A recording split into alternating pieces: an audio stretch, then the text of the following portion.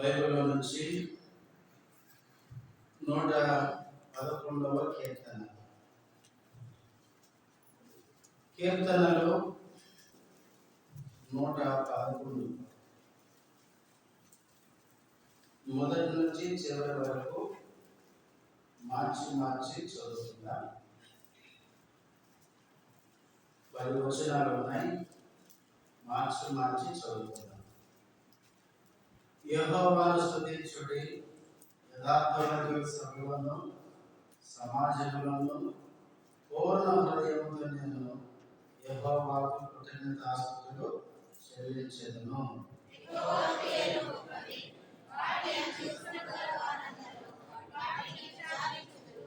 ఆయన కార్యము మహిమ ప్రభావములు గలది, ఆయన నీతి నిత్యము నిలకడగా ఉండును.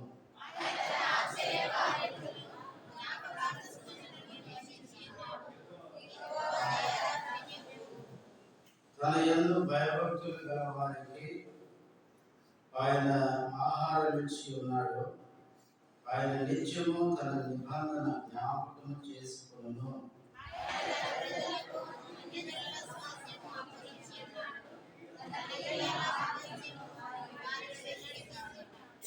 ఆయన చేతి కార్యములు సత్యమైనవి, న్యాయమైనవి.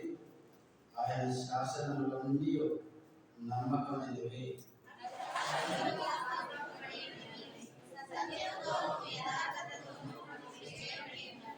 ఆయన తన ప్రజలకు విమోచనము కలుగు చేయవాడు. తన నిబంధన ఆయన నిత్యముగా ఉండ నిర్ణయించు వాడు. ఆయన నామము పరిశుద్ధమైనది, పూజింపతగినది.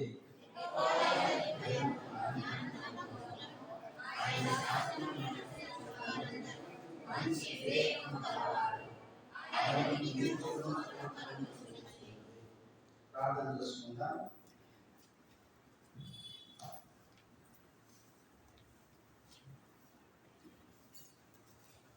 ప్రేమ కలిగిన మా తండ్రి, పరిశుద్ధమైన దేవ,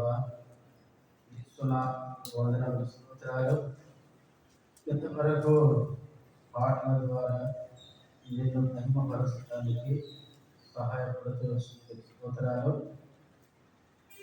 ఆరాధనలో ప్రవేశిస్తుండగా చదవబడిన వాక్యంలో నుంచి నాతో మాట్లాడుతూ వెళ్ళి ఆత్మతో సత్యమని ఆరాధించడానికి మా హృదయాలను శుద్ధపరచుకొని ఆశని బలపరిచి మహిమ కొరకు వాడుకుని యేసుక్రీస్తు నామములో స్తుతించి ప్రార్థిస్తున్నాము తండ్రి.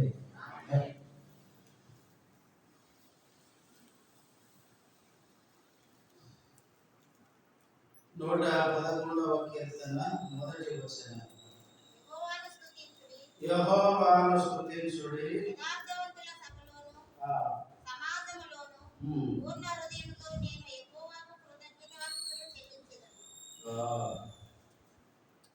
మొదటి లైన్లో యెహోవాను స్తుతించుడి అన్నాడు.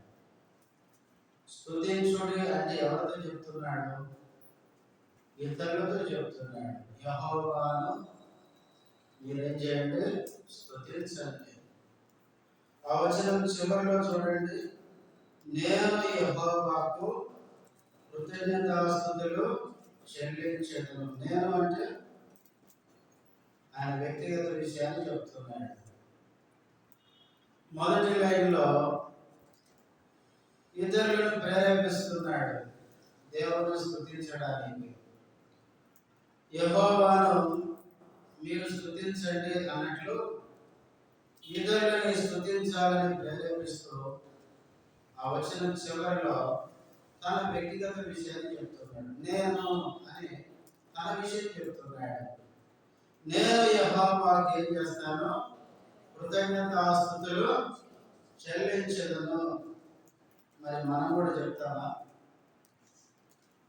ఈరోజు నేను కూడా యెహోవాకు కృతజ్ఞతాస్తుతులు చెల్లించెదను అంటామా? కొంచెం కూర్చొని పోతానంటామా?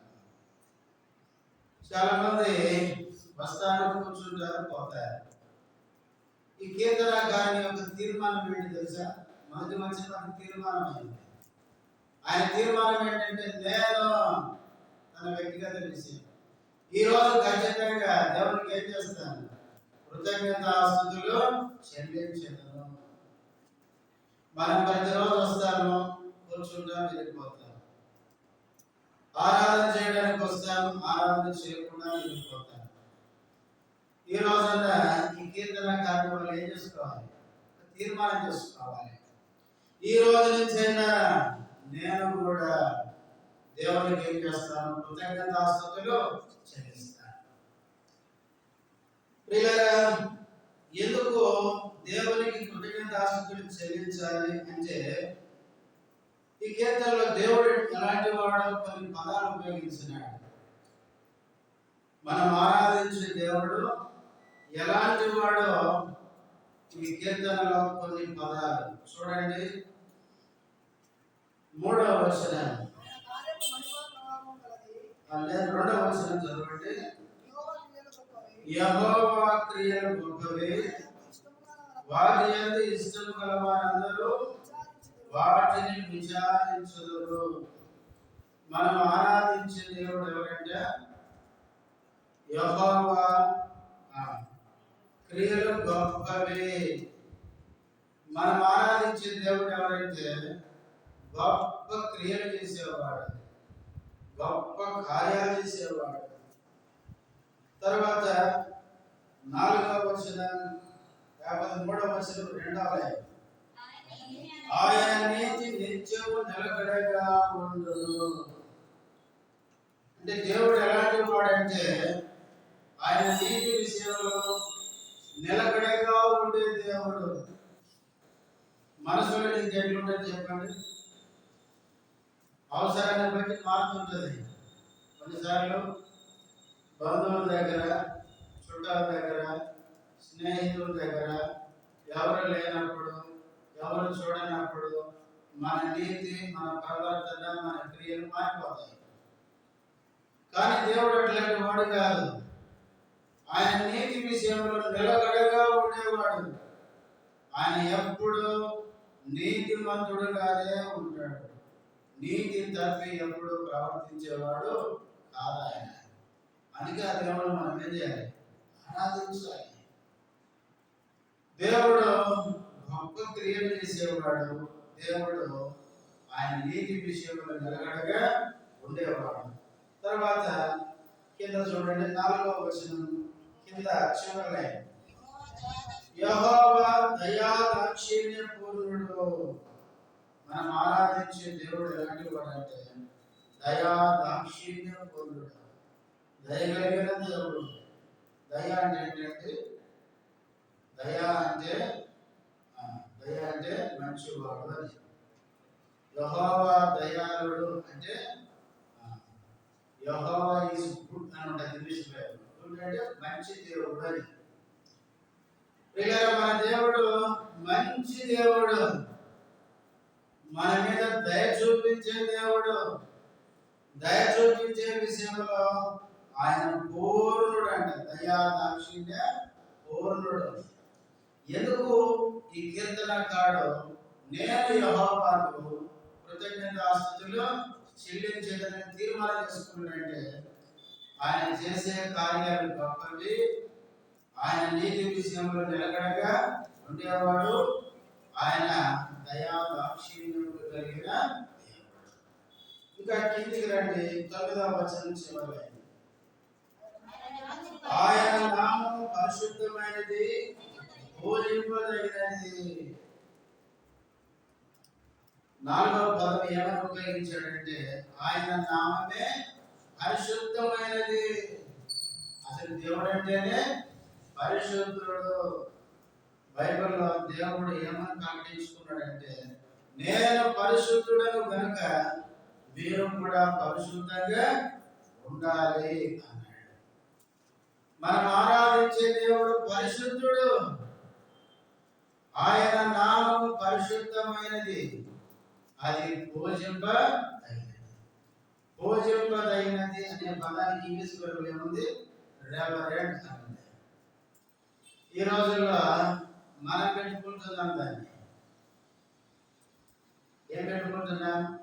రెవరెంట్ క్రీస్తు Dasu, reverend Jacob, reverend Isaiah. ఎవరండి వీళ్ళంతా? అపవిత్రులు. ఎవరండి వీళ్ళంతా? యథార్థంగా జీవించని వాళ్ళు. ఎవరండి వీళ్ళంతా? ఎప్పటికి ఎట్లా మారుతారో తెలియదు. వీళ్ళందరూ ఎవరంటే రెవరెండ్లు, 62, 72. సంఖ్య తగ్గితే ఫీలింగ్ అన్నమాట. ఒకసారి ఒక పాస్టర్ని నేను పరిచయం చేసేటప్పుడు ఫలాని దైవ సేవకుడు అన్నాను. మన ఇంట్లో వస్తుంది కదా దైవజనుడు, దైవ సేవకుడు అని ఆయన పేరు సంపాదిస్తే ఫీల్ అయిపోయాడు. నేను రెవరెండ్ అంటే మీరు ఎందుకు అట్లా అన్నారు అన్నాడు. నేను అన్నాను, మీరు రెవరెండ్ 62 నాకేం తెలుసు కదా. ఈ రోజుల్లో మనకు రెవరెండ్ అనే పదం ఉపయోగించకపోతే కొంతమంది ఎంత చేయకపోతారో. అసలు బైబిల్ చెప్పాలంటే పూజారుడు ఎవరండి? ఒక దేవుడు ఒక్కడే. ఏ మనుషుడు కూడా ఆరాధనకి యోగ్యుడు కాదు. దేవదూతలు సైతం, మీరు ప్రకటన గ్రంథం చదివితే ప్రకటన గ్రంథంలో ఉన్న ఆ మర్మాలన్నీ బయలుపరిచిన దూత ఎదుట యోహాను ఏం చేయమన్నాడు? సాయపడబోయినాడు. ఇన్ని గొప్ప విషయాలు నాకు చూపించినావు కాబట్టి దూత గొప్ప దూతవే అని ఆ దూతకు నమస్కారం చేయకపోతే దూత అంటాడు, వద్దు సుని, నేను కూడా నీలాంటి సహా దాసుల్నే. దేవునికే మనం ఏం చేయాలి? నమస్కారం చేయాలి. ఇలాగా ఈ లోకంలో దేవుణ్ణే నమస్కారం చేయాలి, దేవునికి ఆరాధించాలి. దేవునికి తప్ప ఏ మనుషుడు ఆరాధనకి యోగ్యుడు కాదు. కాబట్టి అందుకే ఇక్కడ ఈ కీర్తనలో ఈ కీర్తనకారుడు దేవుణ్ణి స్తుతించడానికి కారణం దేవుడు ఎలాంటి వాడు 4 పదాలు చెప్పినాడు. 1, ఆయన గొప్ప కార్యాలు చేసేవాడు. 2, నీతి విషయంలో నిలకడగా ఉండేవాడు. 3వది దయా దాక్షిణ్య పూర్ణుడు. ఆయన నామము పరిశుద్ధమైనది. అందుకే ఆ దేవుడిని నేనేం చేస్తా? స్తుతిస్తా. అదే ఆయన తీర్మానం. ఉదయకాల సమయంలో మన దేవుడు ఎవరో మనం ఎరిగితే మన దేవుడిని ఆరాధించకుండా మనము ఉండలేము. అసలు ఆరాధన చేయాలంటే ఆరాధించే వ్యక్తికి ఏం కావాలి? దేవుడు ఎవరో తెలుసుకున్నాడు. నా గురించి మీరు మాట్లాడాలంటే నా గురించి ఏం కావాలి? తెలుసుకున్నాడు. నువ్వు ఆరాధన చేయడం లేదని అర్థం ఏంటంటే దేవుడు నీకు ఇంకా తెలియదుగా. చాలా మంది మందిరానికి వస్తున్నారు కానీ దేవుడి గురించి వింటున్నారు కానీ దేవుడు అంటే ఎవరో సరిగ్గా వాళ్ళకి తెలియదు, అనుభవించలేదు. నిజంగా దేవుడు ఎవరో, ఆయన ఎలాంటి వాడు, ఆయన ఎంత గొప్ప కార్యం చేసే దేవుడు మనం అనుభవంలో రుచిస్తే కనుక ఆ దేవుడిని మనం కూడా ఏమంటాం? నేను కూడా దేవునికి కృతజ్ఞత ఆస్తుతులు చెల్లించారు. అది మనం చూసుకుంటాం. పిల్లరా, మన దేవుడు ఎంత గొప్పవాడు మనం ఎరిగి మన దేవుడు ఏం చేయాలి? ఆరాధించాలి. ఈ కీర్తనలో కీర్తనకారుడు దేవుడు ఎలాంటి వాడు చెప్పాడు. తర్వాత ఆ దేవుణ్ణి ఎందుకు ఆరాధించాలని కూడా చెప్పాడు. ఎందుకు ఆరాధించాలి? ఈ కీర్తనలో చాలా విషయాలు ఉన్నాయి. ఒక 3 విషయాలు గుర్తు చేసి నేను ముగిస్తాను. చూడండి 9వ వచనం. ఆయన తన ప్రజలకు విమోచనము కలుగు చేయువాడు, తన నిబంధన ఆయన నిత్యముగా ఉన్న నిర్ణయించువాడు. ఆయన నామం పరిశుద్ధమైనది, పూజింపదగినది. మొదటి లైన్లో ఆయన తన ప్రజలకు ఏం చేసేవాడంట? విమోచన కలుగు చేయువాడు. దేవుణ్ణి మనం ఎందుకు స్తుతించాలంటే మొదటి కారణం, ఆయన మనల్ని ఏం చేసేవాడు? విమోచించేవాడు. ఇలా ఇశ్రాయేలు ప్రజలు ఐగుప్తు దేశంలో బానిసలుగా ఉండగా వారిని విమోచించిన వాడు ఎవరంటే దేవుడే. దేవుడే వాళ్ళని విమోచించాడు. చూడండి నిర్గమకాండము 20వ అధ్యాయం. నిర్గమకాండము 20వ అధ్యాయము మొదటి నుంచి చూడండి. దేవుడి ఆజ్ఞలన్నీ వివరించి చెప్పెను. నీ దేవుడనైన యెహోవాను నేనే దాసుల గృహమైన ఐగుప్తు దేశంలో నుండి నిన్ను వెలుపలికి రప్పించితిని. 2వ వచనంలో చూడండి, నేనే దాసుల గృహమైన ఐగుప్తు దేశంలో నుండి నిన్ను వెలుపలికి రప్పించితిని. నేనే అంటే అర్థం ఏంటి? నేను కనుక విడిపించకపోతే ఇంక మీకు విడుదలే లేదు అని. ఇలాగా ఇశ్రాయేలు ప్రజలు ఐగుప్తు దేశంలో బానిసలుగా ఉండగా దేవుడే విడిపించినాడు. దేవుడే కనుక విడిపించకపోతే ఇశ్రాయేలు ప్రజలు ఐగుప్తులు ఏమయ్యేవాళ్ళు? నలిగిపోయేవారు, వాళ్ళు విసిగిపోయేవాళ్ళు, ఎంతో కురిగిపోయేవాళ్ళు. దేవుడు వాళ్ళని జ్ఞాపకం చేసుకున్నాడు. అబ్రహాము, ఇస్సాకు, యాకోబులతో చేసిన వాగ్దానాలను జ్ఞాపకం చేసుకుని ఐగుప్తు నుంచి వారిని ఏం చేశాడు? విమోచించాడు. అట్లాగే దేవుడు, నేను, మనమందరం కూడా పాపంలోకి వచ్చి పాపంలో పెరుగుతూ పాపానికి దాసులమై ఉండగా, పాపము మనకి ఏలుస్తుండగా, పాప దాసత్వంలో ఉండి నలిగిపోతున్నప్పుడు దేవుడే మనల్ని ఏం చేశాడు? విమోచించాడు. దేవాది దేవుడు, సృష్టికర్త అయిన దేవుడు పాపంలో ఉన్న నిన్ను నన్ను ప్రేమించి మన కొరకు ఆయన మానవుడిగా యేసుని పేరుతో లోకానికి వచ్చినాడు.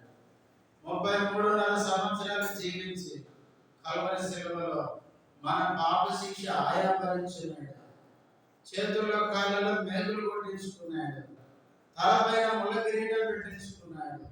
వేపంతా ధ్వనించుకున్నాడు. రక్తమంతా కాచినాడు. చనిపోయి తిరిగి లేచినాడు.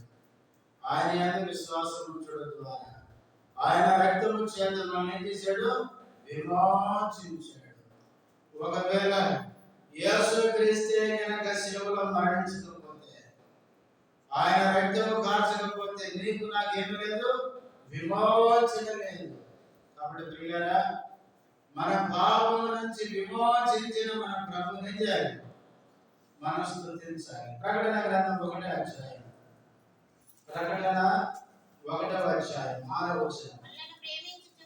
ఏం చేస్తున్నాడు ఆయన? మనను ప్రేమించు అంటే ప్రేమించను కాదు, ప్రేమించినట్టు జరిగిపోయింది. ప్రేమించు అంటే కంటిన్యూషన్ అని.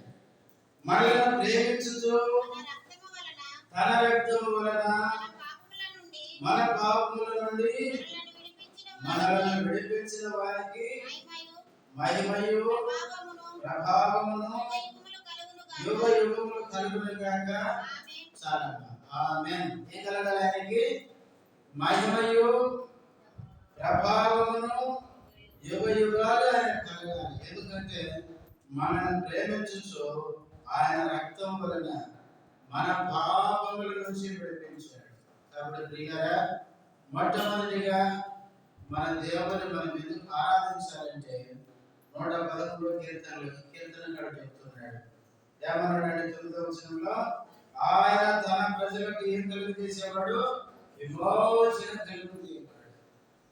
మన దేవుడు మన పాపా నుంచి విమోచించినందుకు, ఆయన రక్తముతో మన పాపా నుంచి కడిగి విడిపించినందుకు మన దేవుని మనం స్తుతించి ఆరాధించాలి. ఇక రెండవది 111వ కీర్తన 5వ వచనం. తన యందు భయభక్తులు గల వారికి ఆయన ఆహారం ఇచ్చి ఉన్నాడు. ఆయన నిత్యము తన నిబంధన జ్ఞాపకము చేసుకొను. రెండవ మేలు దేవుని ఆరాధించేదానికి 5వ వచనంలో ఏమన్నాడు? తన యందు భయభక్తులు గల వారికి ఆయన ఆహారం ఇచ్చి ఉన్నాడు. ఇశ్రాయేలు ప్రజల్ని ఐగుప్తు నుంచి విడిపించిన తర్వాత అరణ్యంలో ఏమిచ్చాడు? వాళ్ళకి ఆహారం ఇచ్చాడు. ఎక్కడి నుంచి ఇచ్చాడు? సాధారణంగా భూమిలో నుంచి పడిన పంట మనం తినాలి, కానీ దేవుడు ఏం చేశాడు? ఆకాశం నుంచి మన్నా కురిపించాడంట. అందుకే బైబిల్లో ఆకాశ ధాన్యము అని ఉంది, ఇంకా దేవదూతల ఆహారము అని ఉంది. దేవుడు ఆకాశం నుంచి మన్నా కురిపించినాడు. మన్నా రుచి ఎటువంటిదంట? తేనె కంటే ఎంతో రుచి కలిగిందంట. అంత రుచి కలిగిన ఆ మన్నాను దేవుడు వాళ్ళకి ఇచ్చినాడు. ఎన్ని దినాలు ఇచ్చినాడు? కనాను చేరేంత వరకు ఇచ్చినాడు. ఇది ఎంత గొప్ప దేవుడు కదా. పోనీ వీళ్ళు ఎంతమంది? 6 లక్షల కాల్బలం. 6 లక్షల కాల్బలానికి ఎన్ని క్వింటాల రైస్ కావాలి? మనమైతే వండి పెడతామా? 6 లక్షల మంది మీటింగ్కి వస్తున్నారని ఏం చేస్తాం? వాళ్ళందరినీ ఎట్లా పంపించేది? వాళ్ళకి మనం ఇక్కడ వంటలు చేసి పెట్టలేమని చెప్తాం. 6 లక్షల కాల్బలం. 6 లక్షల కాల్బలం అంటే బైబిల్లో మన సంఖ్యాకాండ ధ్యానాల్లో చూసాం. 6 లక్షల కాల్బలం అంటే కాలు బలం కలిగి యుద్ధానికి వెళ్ళి యుద్ధ వీరులే వాళ్ళు. వాళ్ళ భార్యలు ఎంతమందో, వాళ్ళ పిల్లలు ఎంతమందో అది లెక్కలేదు బైబిల్లో. ఇలా ఒక్కొక్కరికి ఒక్కొక్క భార్య వేసుకున్న 6 లక్షలకి 6 లక్షలు కలిపితే 12 లక్షలు.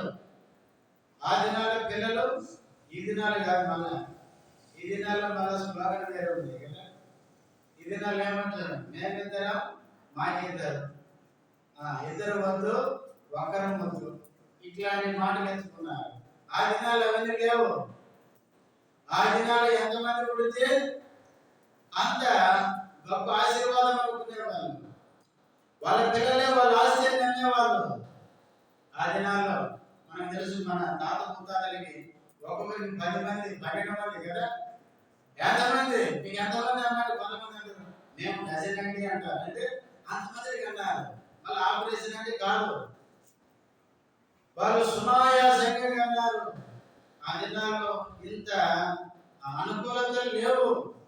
కాబట్టి ప్రియులారా, దేవుడు ఆ దినాల్లో అంతమందిని పోషించాడు. 6 లక్షలు కాదు, 40 సంవత్సరాలు అరణ్యంలో వారిని ఏనాడు కూడా ఏం తక్కువ లేకుండా వాళ్ళకి ఆహారం ఇచ్చి పోషించాడు. ప్రియులారా, ఇశ్రాయేలు ప్రజలను విమోచించడమే కాదు, అరణ్యంలో ఆహారం ఇచ్చి పోషించినాడు. మన దేవుడు ఎవరంటే మనల్ని పోషించేవాడు. 34వ కీర్తన 10వ వచనం మనకు తెలుసు. దావీదు అంటాడు, సింహపు పిల్లలు లేమిగలపై ఆకలి కొనను, యెహోవాను ఆశ్రయించు వారికి ఏ మేలు కొదువు ఉండదు అన్నాడు. అంతేకాదు మత్తయి సువార్తలో 6వ అధ్యాయం 35వ వచనంలో యేసు ప్రభు అంటాడు, ఏమి తిందుమా, ఏమి త్రాగుదుమా, ఏమి ధరించుకుందుమా అని మీ ప్రాణమును గురించి వస్త్రమును గురించి చింత పడదు.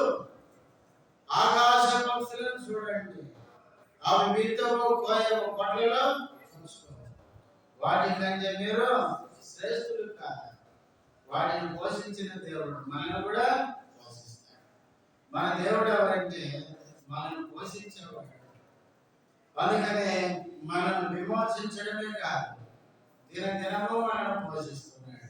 ఒకటి భౌతికంగా పోషిస్తున్నాడు, మనకి తిండి పెడుతున్నాడు. మనం అనుకుంటాం చాలా మంది డబ్బులు ఉన్నాయి కాబట్టి కొనుక్కొని తింటున్నాం. ఈ డబ్బులు ఎక్కడి? అందుకే ఈ భూమి మీద మన దగ్గర ఏదైనా ఉందంటే అదంతా అయితే. యోబు అంటాడు, నేను నా తల్లి గర్భంలో నుంచి దిగంబరిగా వచ్చాను. అయితే ఇవన్నీ యెహోవా ఇచ్చాను, దేవుడు ఇస్తే నాకు ఉన్నాయి. ఇలా మనం ధరించేటివి, మనం తినేటివి, మనం ఖర్చు పెట్టుకునేటివి, ఇవన్నీ ఎవరివి?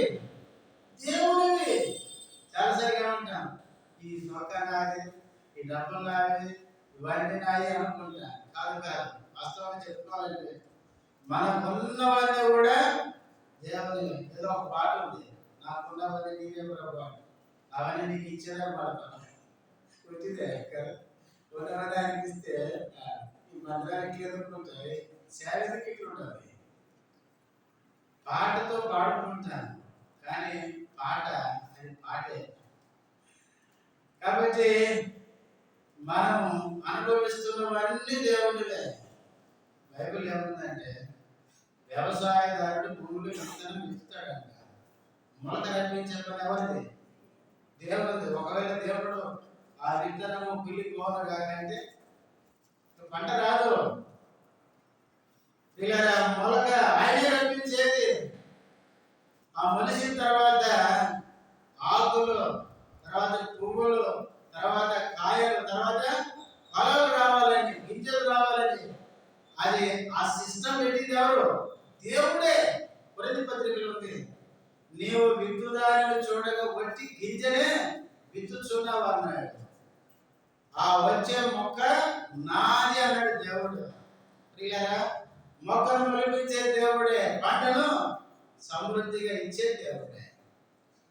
ఒకవేళ దేవుడే కనుక పంట ఇవ్వకపోతే ఏమైంది? అంత తెచ్చిపోతారంటే. ప్రియులారా, దేవుడే మనకు భౌతికమైన ఆహారాన్ని ఇస్తున్నాడు, అంతేకాదు ఆత్మీయమైన ఆహారాన్ని కూడా ఇస్తున్నాడు. ఏంటి ఆత్మీయమైన ఆహారం?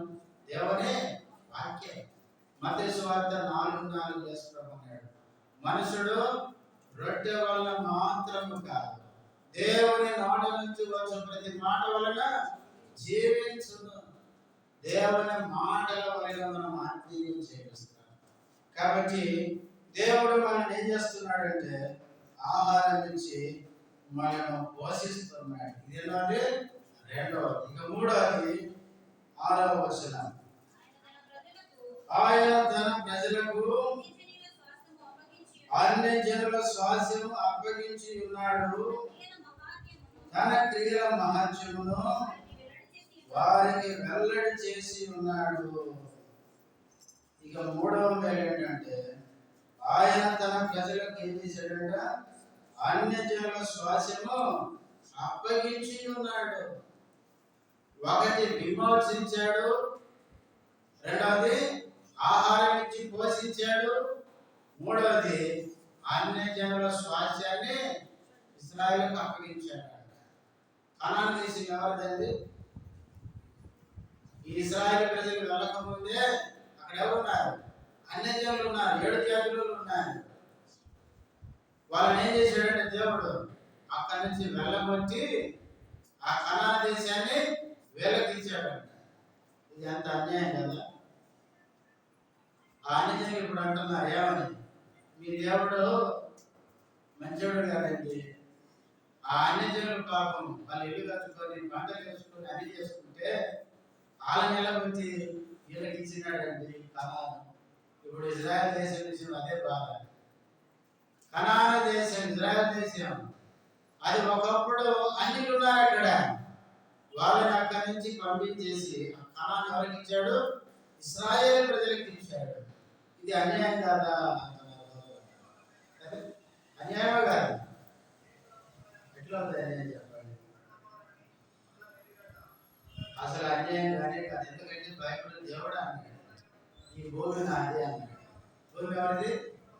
చూడండి, నిర్గమకాండం 19వ అధ్యాయం కొన్ని వచనాలు 3-4 వచనాలు చదివి ఆరాధనకి వెళ్దాం. నిర్గమకాండము 19వ అధ్యాయం చూడండి, ఎన్నో వచనం? ఈ భూమి నాది అన్నాడు. 6వ వచనం, సమస్త భూమియు నాదే కదా, మీరు నాకు యాజక రూపమైన రాజ్యముగాను పరిశుద్ధమైన జనముగాను ఉందురని చెప్పుము. నీవు ఇశ్రాయేలుతో పలకవలసిన మాటలు ఇవే అని చెప్పగా ఏమన్నాడు దేవుడు? సమస్త భూమి నాదే కదా. ఇప్పుడు నాది ఎవరికి ఇచ్చినా తప్పది. ఇప్పుడు నాది ఉందంటే ఒక ఆయనకి ఇచ్చాను, అది తీసి ఆయన మంచోడు కాదని తెలిసి లాక్కున్నాను, ఇంకొక మంచోడికి ఇచ్చాను, తప్ప? సమస్త భూమి దేవుడే. మొదట ఎవరికి ఇచ్చాడు? అన్యులకి ఇచ్చాడు, బతకం రాని. వాళ్ళు ఏం చేశారు? ఆ ఇచ్చిన దేవుడి మీద తిరగబడి బతికినారు. అప్పుడు దేవుడు ఏమన్నాడు? అని ఇచ్చినది భూమి నాది నీకు ఇస్తే నువ్వు నన్నే లెక్క చేస్తలేవు కాబట్టి నేను అక్కడి నుంచి వేలకొచ్చి అది తీసి ఇస్రాయేలుకి ఇచ్చినాను. తప్పెక్కడ ప్రియులారా, అందుకే 24 కీర్తనలో కూడా ఆ కీర్తన అంటాడు, ఏమంటాడు? భూమియు దాని సంపూర్ణతయు లోకమును అందరి నివాసులను యెహోవావే. చూడండి 24వ కీర్తన ఎన్నో వచనం? మొదటి వచనం. భూమియు దాని సంపూర్ణతయు లోకమును దాని నివాసులను యెహోవావే. ఇంకా అంటాడు ఇంకొక కీర్తనలో, ఆ కొండలు నావే అంటాడు, కొండ మీద వేసే మేకలు పశువులు నావే అంటాడు. హగ్గయి గ్రంథములు అంటాడు, వెండి నాదే బంగారు నాదే. అంటే అన్ని ఆయనే. ఆయన ఎవరికి ఇవ్వాలనుకుంటే వాళ్ళకి ఇస్తాడు, తప్పేం లేదు. ఇప్పుడు నాకు ఇచ్చినాడండి ఒకటి, నేను కాపాడుకొని దేవుని కృతజ్ఞత కలిగి ఉంటే ఆయన నా కాడ ఉంచుతాడు. లేకపోతే క్రీస్తుదాసులు నా మాట లేవు కాబట్టి నీ దగ్గర ఉన్నదని తీస్తాను, తీసుకోకటి ఇస్తాడు, అయిపోయింది. బైబిల్ ప్రతి నిబంధన కూడా ఏమన్నాడు? మీనాలు, తర్వాత తలాంతులు అన్నాడు. దేవుడు ఇచ్చినాడు. ఒకరికి 5, ఒకరికి 2, ఒకరికి 1 ఇస్తే 5 తీసుకున్నాడు, 10 చేసినాడు. 2 తీసుకున్నాడు, 4 చేసినాడు. 1 తీసుకున్నాడు, 1 తీసి లోపల పెట్టినాడు, దాచి పెట్టినాడు. అప్పుడు ఆయన వచ్చి లెక్క అడిగినాడు, ఏంటంటే వాళ్ళిద్దరు లెక్క కరెక్ట్ చెప్పారు. వాళ్ళు అన్నాడు, బలా నమ్మకమైన మంచి దాసుడా అన్నాడు. ఈ సంగతి ఏంటంటే 1 తెచ్చినాడు. ఏంటి 1 తెచ్చినావంటే ఇంకా పైపెంచి ఆయన మీద నేను చేస్తాను. నువ్వు విత్తన చోట పోయేవాడు, చల్లని చోట కూర్చుకునే కఠినడు అంటాడు. అంటే యజమాని ఇంకా ఉల్టా మాట్లాడుతున్నాడు. అప్పుడు ఆయన ఏం చేశాడు? ఈ 1 కూడా తీసుకొని కలిగిన వారికి ఇస్తానని చేసినాడు. అందుకనే దేవుడు ఎవరికైనా ఇస్తాడు, ఇచ్చిన అవసరమైతే ఆయన మాటలకు తీసేస్తాడు. కాబట్టి దేవుడు కనానులో ఉన్న అన్ని జాతి వాళ్ళని ఎలాగొచ్చి అన్ని జనులు కనాను దేశాన్ని ఎవరికి ఇచ్చినాడు? ఇశ్రాయేలు ప్రజలకు ఇచ్చినాడు. అందుకే యెహోషువ గ్రంథంలో కట్టని ఇల్లు అంట వాళ్ళకి, నాటని తోటలు అంటారు. మంచి ఫలాలు దేవుడు వాళ్ళకి ఇచ్చినాడు. కాబట్టి ప్రియులారా, ఇశ్రాయేలు ప్రజలకి కనాను దేశాన్ని, పాలు తేనెను ప్రవహించే దేశాన్ని వారికి శ్వాసంగా ఇచ్చినాడు. అయితే మనకిచ్చిన శ్వాసం ఏంటి తెలుసా? ఈ భూ సంబంధమైనది కాదు. దేవుడు మనకిచ్చిన శ్వాసం ఏంటి? పరలోకం. చూడండి, పేతురు రాసిన మొదటి పత్రిక 1వ అధ్యాయం. పేతురు రాసిన మొదటి పత్రిక 1వ అధ్యాయం 5వ వచనం. కడవరి కాలమందు బయలుపరచబడుటకు సిద్ధముగా ఉన్న రక్షణ మనకు కలుగునట్లు విశ్వాసం ద్వారా దేవుని శక్తి చేత కాపాడబడి మీ కొరకు, ఈ మాట చూడండి, ఆ శ్వాసము పరలోకమందు ఏం చేయబడింది? భద్రపరచబడింది. మన శ్వాసం ఎక్కడుంది? పరలోకములో భద్రంగా ఉంది. అందుకే ఫిలిప్పీ పత్రిక 3:20 అంటాడు, మన పౌరస్థితి పరలోకములో ఉంది. కొలస్సీ పత్రిక 3:2 మొదటి వచనం నుంచి అనుకుంటాం కదా, మీరు క్రీస్తుతో కూడా లేపబడిన వారిని పైన వాటి మీదనే మనసు పెట్టుకోండి. అంటే మనకు ఉన్నవన్నీ కూడా పైన ఉన్నాయి. ఈ లోకంలో ఉన్నవన్నీ తాత్కాలికమైనవి. పౌలు అంటాడు, దృశ్యమైనవి, దృశ్యం అంటే కనిపించేవి, అనిత్యం, నిత్యం ఉండవు. అదృశ్యమైనవి నిత్యం. కాబట్టి దేవుడు మనకు సిద్ధపరిచినవి అవి నిత్యమైనవి. ప్రియులారా, మన స్వాస్యము పరలోకంలో ఉంది. పరలోక స్వాస్యం మనకు నిత్యమైనది. అందుకనే ఇశ్రాయేలు ప్రజలకైతే కనాను దేశాన్ని స్వాస్యం ఇచ్చినాడు, మనకైతే పరలోక రాజ్యాన్ని స్వాస్యంగా ఇచ్చినాడు. కనాను దేశం ఏంటంటే పరలోకంతో పోల్చలేదు కదా. కనాన దేశంలో ఏముంది? ఏడుపు ఉంటుంది, దుఃఖం ఉంటుంది, వేదన ఉంటుంది, సూర్య చంద్రులు ఉంటారు, బాధలు కష్టాలు ఉంటాయి. కానీ పరలోకంలో అవన్నీ ఏముండవు. పరలోకంలో ఎల్లప్పుడూ ఏముంటది? సంతోషం. పరలోకం అంటేనే సంతోషం. కాబట్టి ప్రియులారా, పరలోకంలో నిత్యము సంతోషంగా ఉండే లోకం అది. కనుక అలాంటి నిత్య స్వాస్థ్యాన్ని దేవుడు మనకి ఇచ్చినాడు. దేవుడు ఏం చేయాలి? స్తుతించాలి. మనం 3 విషయాలు చెప్పుకున్నాం.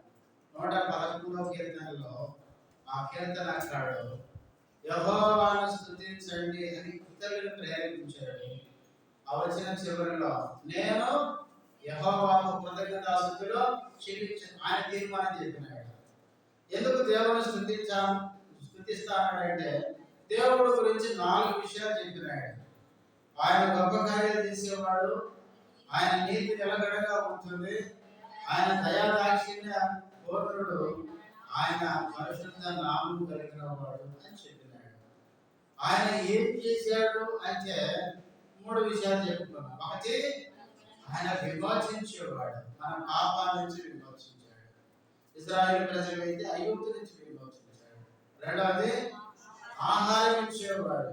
ఇశ్రాయేలు ప్రజలకి మన్నా ఇచ్చినాడు. మనకు భౌతికంగా ఆహారం ఇస్తున్నాడు, ఆత్మీయంగా దేవుడు ఆహారం ఇస్తున్నాడు. మూడవది, ఆయన వారికి శ్వాసం కణాలు ఇచ్చినాడు, మనకైతే పరలోక రాజ్యాన్ని శ్వాసంగా ఇచ్చినాడు. కనుక ఆ మంచి దేవుడిని పిల్లరా మనం ఏం చేయాలి? ఆరాధించాలి. మన పాపాల నుంచి విడిపించినందుకు, మనల్ని ప్రతిదినం పోషిస్తున్నందుకు, ఒక దినం ఈ లోకాన్ని విడిచిపెడితే ఆ నిత్యత్వంలో ఆ పరలోక శ్వాసంలో ఉండే భాగ్యాన్ని ఇచ్చిన ఆ దేవుడిని మనం కూడా ఏం చేయాలి? స్తుతించాలి. మనమే కాదు, మీరు కూడా యెహోవాను స్తుతించండి అని చెప్పగలిగారు. మనం స్తుతిస్తూ అనేకులను ప్రోత్సహించే వారిగా ఉండాలి. మనం అందరం లేచి నిలబడి ఒక చిన్న పాట పాడుకుందాం.